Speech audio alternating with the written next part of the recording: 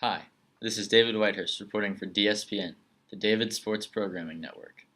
We have an interesting show today, with segments including my top 5 sports moments, the worst moment in sports history, a book review, and an exclusive interview with a special guest. First up, my top 5 sporting moments. Coming in at 5th is the first and last basketball win of my 7th grade career. This game concluded a season that had previously lacked a single victory until the very last game. While this was a glorious moment, the rest of the season killed my desire to continue playing basketball. In 4th place is the trip to the Port Hudson Battlefield cross-country meet in 9th grade. In a meet now known amongst us participants as the Unspeakable Meet, we had to run in spikes along concrete, run across thin wooden bridges with no railings, go down hills with steep gravel stairs, and we had no idea what the course even was. Regardless, our ragtag crew of freshmen managed to get 3rd place in a varsity race with some of the top teams in the area. For number 3, I have to go way back in the past to when I was in 4th grade. It was the beginning of the baseball season, and the St. James 4th grade team very first game was against the St. James 5th graders. They had been trash talking us all week leading up to the game, and the whole team was nervous. My nerves were escalated when I found out that I would be pitching against them. I expected the worst, but after striking out 3 in a row in the first inning, I could see the 5th graders were getting nervous. We won that game 12-1. Scott Wicker still denies that it ever happened. In at number 2 is a cross-country experience that is almost an impossible feat. For some background, a perfect score in a cross-country meet is 15 points, or getting 1st through 5th place. It's almost unheard of, especially in a 9th and under meet with over 400 people racing. You're probably expecting me to say that we accomplished this, but unfortunately we fell 2 points short, placing 1st, 2nd, 3rd, 5th, and 6th. And finally, in 1st place, truly the highlight of my athletic career, and my life as a whole, is my cross-country boot camp ping pong tournament win in 8th grade. I had to beat my brother in a best-of-3 series to advance to the final round, but I eventually prevailed. It was an intense duel, a true battle of wills, but after 3 overtime games, I came out on top. I went on to beat the other finalists to take home the trophy. Although this year didn't go so well, I still am the winningest player in boot camp history, with 2 titles in just 3 attempts. And now, moving on to the worst moment in sports history. The year was 2012, Monday, January 9th. The All-State BCS National Championship game between the LSU Tigers and the Alabama Crimson Tide. LSU football had been my life that year. I had subscribed to newspapers, gone to 5 different games, and made my mom go all out on decorations for the final game. I'm not ashamed to admit it, but I cried myself to sleep that night, even before the game was over. Offer your prayers for 4th grade David. And now, we have an exclusive interview with a very special guest. I'm going to turn this over to reporter Richard Whitehurst to take over the interview. Thanks, David. Here with me today is our special guest, David Whitehurst. We already know that you spend a lot of time in athletics, so why don't you tell us a little bit about your life outside of sports? Thanks, Richard.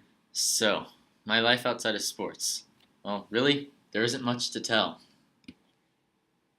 I'm pretty close to my family, including my siblings, my cousins, and my grandmother. Actually, my grandmother has never missed one of my sporting events except for football, which she refused to watch. I also love animals. I have a dog, Harry Potter, and a cat named Clover. 4 outside cats named Annie, Sally, Hello Kitty, and Pookie the one-eyed cat.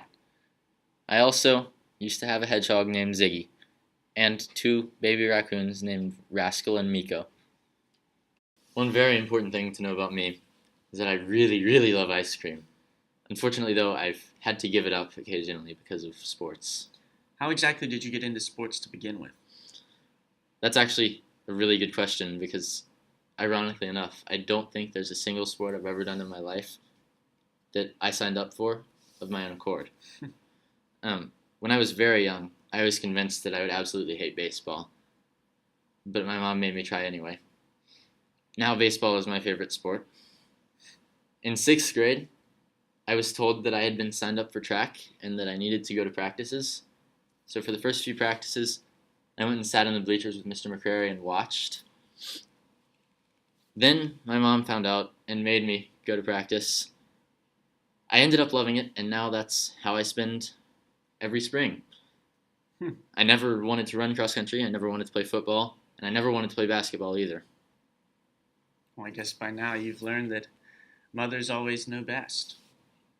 What would you say is your biggest accomplishment in life or in sports, or otherwise? Well, that's an easy question, because they all go together. As I mentioned earlier on the show, the biggest accomplishment of my entire life is my 8th grade ping pong tournament win. I had to go through some somewhat difficult competition just to get to the finals, where I expected much tougher competition from an older, more experienced camper. Instead, I blew away the competition in the finals. I'm never going to forget that moment. As you can see from the bracket, the highlight was beating my brother in the semifinals. Don't tell him, but it wasn't very hard. What are your aspirations for the future? Well, I'm glad you asked. It's pretty obvious that I am interested in sports, and I enjoy watching and playing a variety of different sports. And my favorite subject in school is English and writing, so I would like to be able to combine the two and do something in sports journalism. What lessons have you learned from participating in sports? I've actually learned a lot of lessons from participating in sports. I've learned the importance of teamwork, the value of hard work to accomplish a goal, and how to balance the competitive aspect of sports with the fun aspects of sports. So my last question is going to be about running today. Do you have any strategies or tactics that you'd like to share with us? Well, actually, I do. I've been recently testing a secret running strategy. It isn't supposed to be known to the public, so don't tell anyone. We believe that scientifically, runners are guaranteed to go faster if they make car noises while they run. I've compiled some video evidence to share with you today.